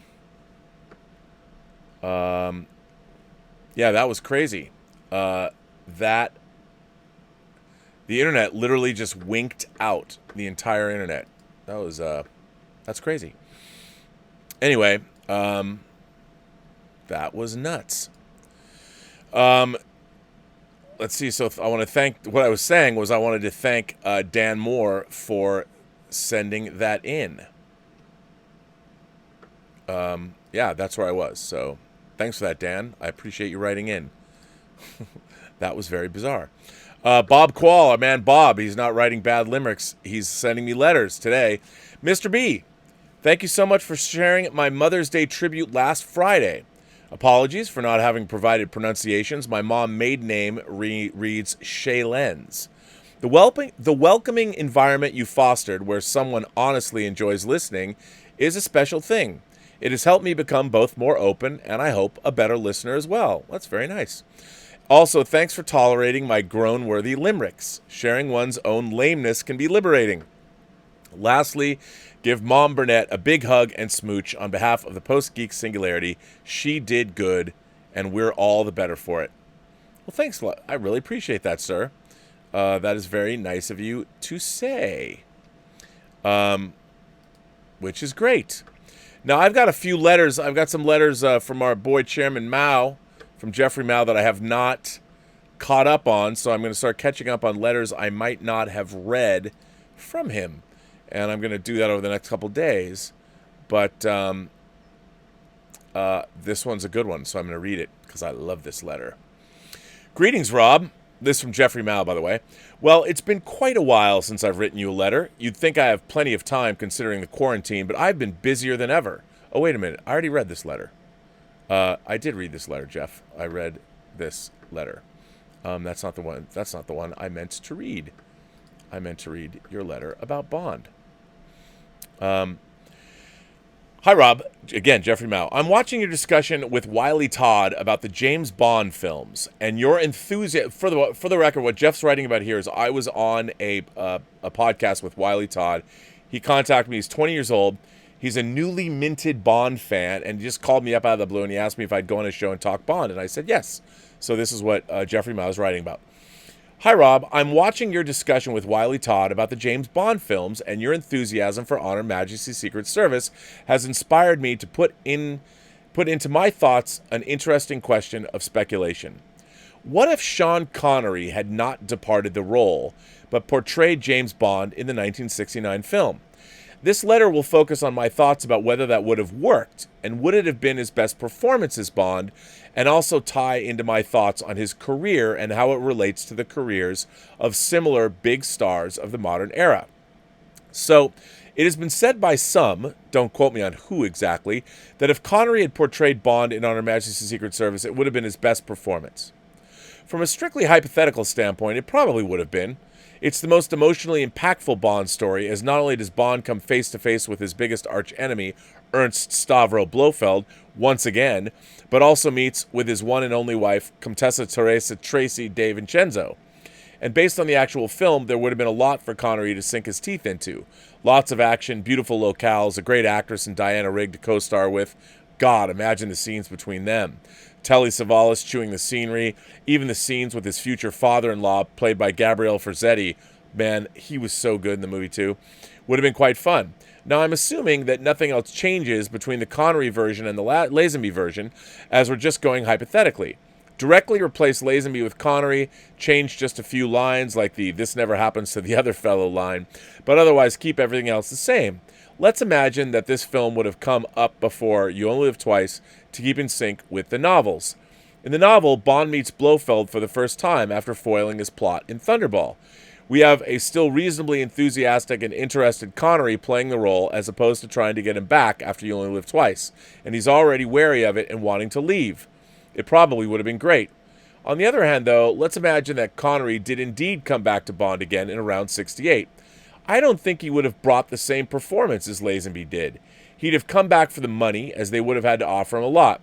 We're all thinking that he would have returned. Hell, it's James Bond. But by that time, like I said, he was wearying of the role, and he was also aging. Despite only being 38 to 39 at the time, he would have been filming on Her Majesty's Secret Service. Connery was already wearing a toupee in Dr. No, to give you any indication. He was already starting to get out of shape by You Only Live Twice, and I'm sure he was getting tired of the fitness regimen for his Bond roles. The habits of the time also didn't help with the smoking and drinking and the poorer diet. When Connery came back to Bond in Diamonds Are Forever in 1971, he looked much older than when he had left 4 years earlier. Yes, he did. Imagine him 2 years earlier as Bond. Probably wouldn't have looked much different. On Her Majesty's Secret Service has Bond doing a lot of action, a lot of fighting, driving, and skiing, which Connery never did. Hell, do you think Connery could have done the sliding headfirst firing a gun move that Lazenby did? No. No, I do not. I don't think so. Lazenby brought a physicality and freshness to the role that actually makes it quite stand out in the Bond franchise, despite being a one and done.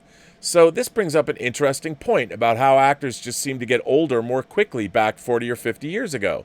Stars are keeping in much better shape now with no smoking, much less drinking, better nutrition, diet and exercise. We have stars like Will Smith, Keanu Reeves, and Tom Cruise all kicking it still in their 50s and not showing any signs of slowing down. Actresses like Sharon Stone, Jennifer Lopez, and Halle Berry are stunning now as they were 25 plus years ago. But back in the 60s, you had a 36-year-old Anne Bancroft cast as the mom in The Graduate. But also look at individual differences in people's features and how that ages them more quickly or more slowly. Look at Roger Moore, who succeeded Connery. Moore was nearly 3 years older than Connery. Moore was originally considered for the Bond role, but Moore's smoother, more youthful features at the time in the early 60s made him look almost too young to play Bond. But at the time, he was nearly 46. He was ready. Despite badly showing his age by the time of A View to a Kill, the fact that he did hold it together through at least For Your Eyes Only is pretty telling. Finally, let's look at Daniel Craig. He's 52 this year, and he still doesn't look it, especially compared to 52-year-old Connery. Craig's other example of that current crop of 50-something actors who've been able to lengthen their careers, which is a benefit to us as we get to enjoy their performances for longer and longer. Sure, he doesn't want to keep up the physical regimen to get into shape for each ensuing Bond role, but I doubt he's going to let himself go to pot, start drinking heavily, and gain 50 pounds. The industry has changed a lot also, with many franchises now expecting actors to commit to 10-plus years in a role. It's now put pressure on them to pretty much look the same during that period. With Connery being essentially the first franchise actor, I'm sure he had no clue how long he would play Bond. They probably did it film to film. But now, whoever is the next James Bond is almost certainly going to be in it for at least 4 films in 10 to 12 years. So it'll be interesting to see where the series goes from here, but that's for another letter. Thanks, Jeff. Well, Jeff, I totally agree with you. I honestly don't think... I think Lazenby in that role was great. I don't think Connery... If the movie had come earlier, maybe.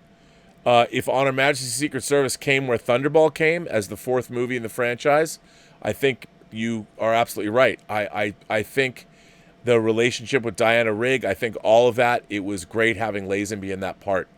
And I don't think I don't think I don't think it would have been as good, honestly, and I love that movie.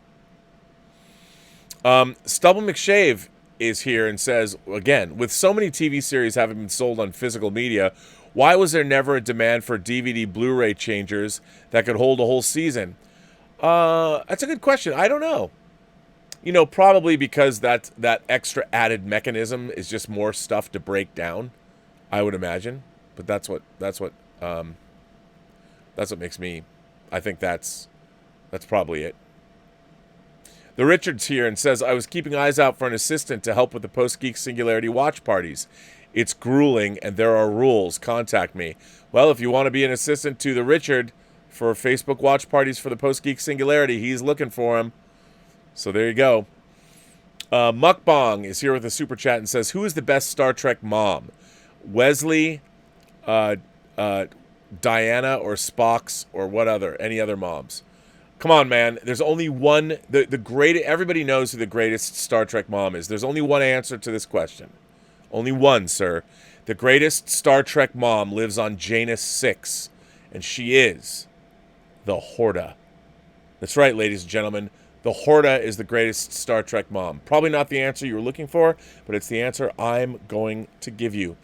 And on that note, ladies and gentlemen, this Mother's Day episode of Robservations, a show about something, is coming to an end.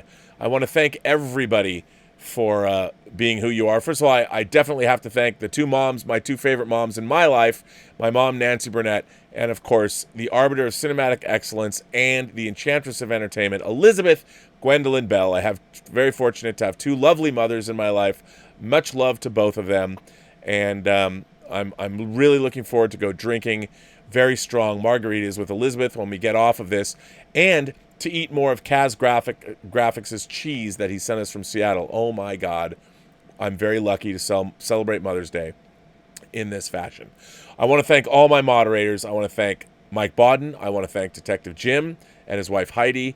I want to thank Greg Smith. I want to thank Louis Yu. I want to thank Jordy Lyons. I also want to thank the Richard for doing such a bang-up job administering the Post-Geek Singularity Facebook page and the Whining About Movies Facebook page. I want to thank all of you listeners out there for the ongoing support of this channel during this time. It's meant a great deal to me. I will continue doing shows. I will continue doing interviews. And I'm going to start going after, like, big interviews. Like, I'm just going to be like, all right, nobody is off limits. I'm going to see how I can see who I can interview. Do it via Skype. I think it'd be fun. I'm going to try and interview as many people as I can. But anyway, it's been great to have you guys all here, and I want to send love out to all of the mothers that are out there, all the mothers that aren't watching that have made you imagination connoisseurs, and all of the mothers-to-be that might be watching this show. And it's great. It's great to have you all, and thanks for being a part of that. So, ladies and gentlemen, as always, I will say, remember, every person you meet has a story to tell you have yet to hear. And all you have to do is listen. And with that, even though that there was a hiccup in the internet, that was really weird. I mean, the whole thing just went, the power didn't go off for me, but the whole internet went click. I want to thank everybody for being here. This was Robservations, episode number 412. And as I always say, I'll be back on the John Campea show tomorrow. I don't always say that, but I will. I'll be back on the John Campea show tomorrow. I'll be back here in the afternoon. And tomorrow night, we will have the next episode of Elizabeth's Whining About Movies. And we will announce later tonight what we are watching. Got to figure that one out. I'm going to go figure that out right now. So remember, as always, have a better day.